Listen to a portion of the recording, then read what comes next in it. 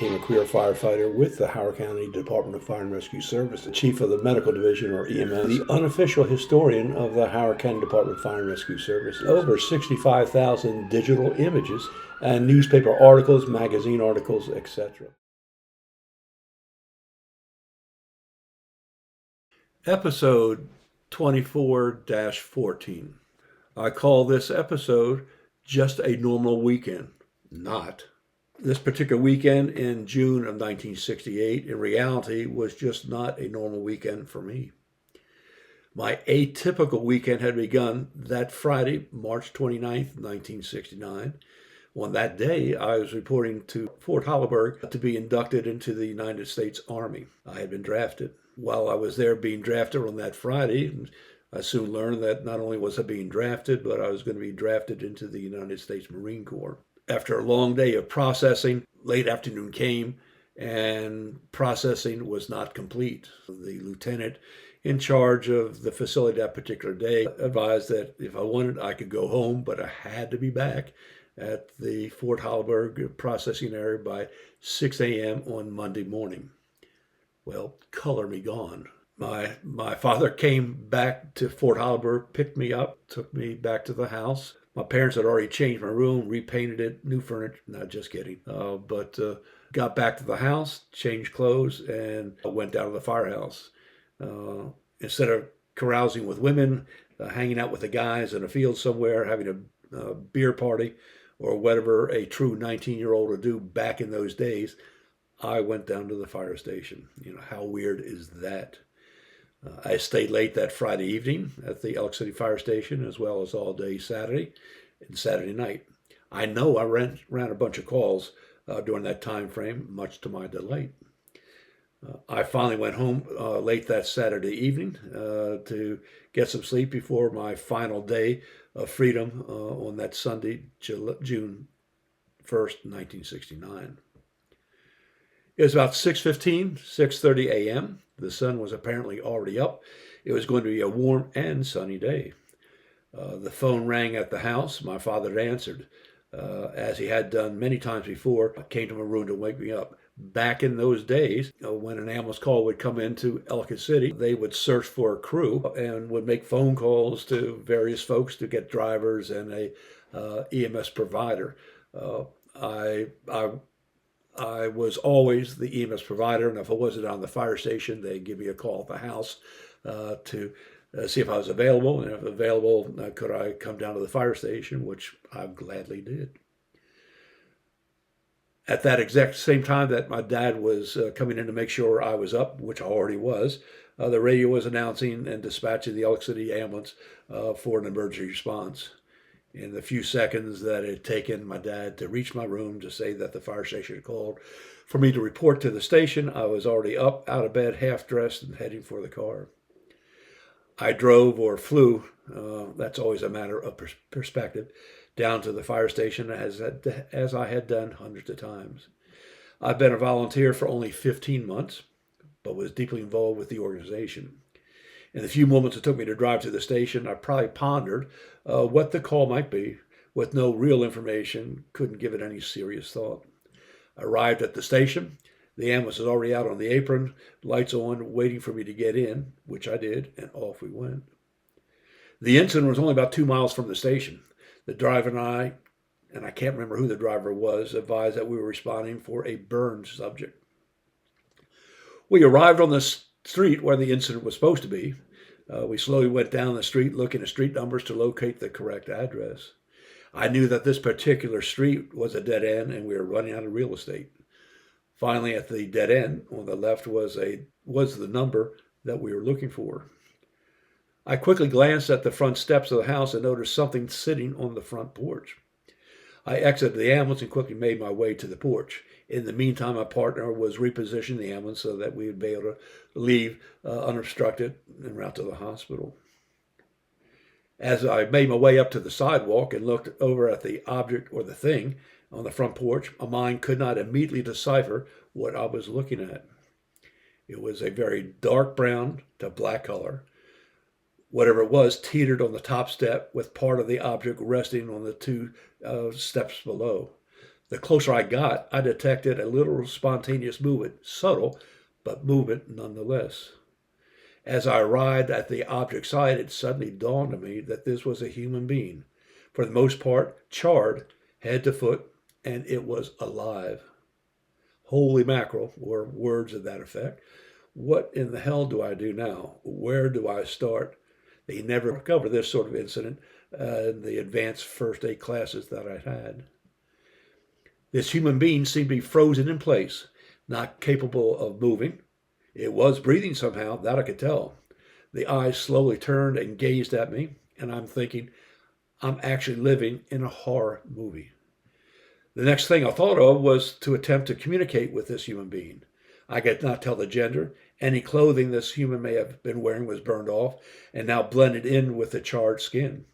I initiate a conversation with the human being, asking one or two simple questions, not really expecting any type of acknowledgement. Much to my shock, this human being responded back to me. The words took me a moment or two to understand because the human being was talked through clenched teeth, since the jaw and mouth were locked in place because of the burns and charring. There was no visible hair on the individual. Eyebrows were gone. I later learned this human being once had a beautiful waist-length black hair. It was gone, almost to the scalp, with what appeared to be small beads on the end of each hair that I could see. I'm not sure when I sensed the unmistakable smell of burning human flesh. I'd been so focused not to pay attention to that detail at that moment. Although the slightest scent that remotely reminds me of that particular day, even today, causes me quickly to seek the source of the odor and sends me back to that particular morning. Chronologically, the next 5 minutes or so on the scene are somewhat disorganized in my mind now, but the following is what I did assess and learn. The patient was indeed a young female. As I eventually learned, she had graduated from the same high school, Howard High School, a year after I did. I can't say that I remember her, but when I looked up the picture in the yearbook, she had been an attractive, petite young lady with that long black hair. Mercifully, she was in no pain. With third-degree burns, any nerve endings had been destroyed. She responded quite appropriately to all my questions with incredible clarity. I asked her what happened. She said that for some reason, which I can't recall, she had become depressed, wanted to take her own life, so she took matters into her own hands. This was the era of the mid to late 60s, and for those of you who can remember, in Vietnam, the Buddhist monks had chosen a unique way to protest and take their own lives. They did this very publicly by sitting down in a public square, pouring gasoline over themselves, and then igniting the liquid. This is the method she chose as well. Hardcore for sure. She had gotten a can full of gasoline, walked into the woods beyond the dead end of the street. Into the woods she went, poured the container of gas over herself, and struck a match. She said that the next thing she recalled, some time later, she was still seated in the woods. The fire was out. She was still alive. Apparently pondering her plight, at some point she was able to stand or make her way out of the woods to the closest house that she saw. She made it to the top step, sat down, and that is where she froze in place. What do? I thought. We better call 911 for help. But then I realized, newsflash, I am 911. This is also a time before referral centers, burn centers, and helicopters. It was going to be up to me and my partner to transport to the closest medical facility, St. Agnes at that time. My next hurdle was to get the young lady seated on the step onto her flat stretcher and into the back of her unit. As I was pondering this next move, I had a couple moments to truly palpate and examine the condition of her skin. To this day, the best way that I can describe it is, think of the oldest plush leather chair that you've ever seen. It's about 100 years old. When you touch that old leather chair, the leather is hard as a rock. There is no give or soft texture. And when you look at sections of that old chair, especially the curves and joints and such, you note that the hard leather is cracked, somewhat separated, and underlying fabric and stuffing is now being exposed. That is exactly what I saw when I viewed the patient. Small cracks in her leathered skin, at her joints and elsewhere that had opened up with pink tissue being exposed. I also know for us to move her from that seated position, on the steps to lying on the stretcher, we would have to manipulate and straighten portions of her body. In advance, I can remember profusely apologizing to her for any discomfort or pain we may cause. She said she understood and gave us permission to proceed. As I stated earlier, mercifully, this did not cause her any pain since nerve endings no longer existed. As we began to move her, I didn't account for the following surprise. As we manipulated and moved her limbs and body as needed, you could hear and feel the hardened leather skin crack and open wide, on some parts of her body almost 2 inches. This now exposed the unburnt tissue beneath. We in EMS don't like surprises, and I can tell you, this was a surprise. Once in the back of the ambulance, there was very little I could do by myself, administering oxygen, making her as comfortable as possible, and continuously communicating with her. Now, I don't remember what our conversations were during the 15 to 20 minutes to the hospital. I do remember that our responses were both rational and coherent. I mean, like, what do you really say? Can't mention anything about the future. Can't wish her a nice day. Are you planning on going on vacation? What are your favorite things and memories? Just what do you talk about?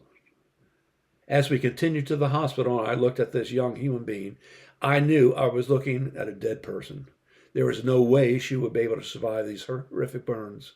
I knew her time on this earth was to be measured in minutes and hours. As it turned out, I was correct, as she died in less than 24 hours. Now, a little bit of trivia about this call.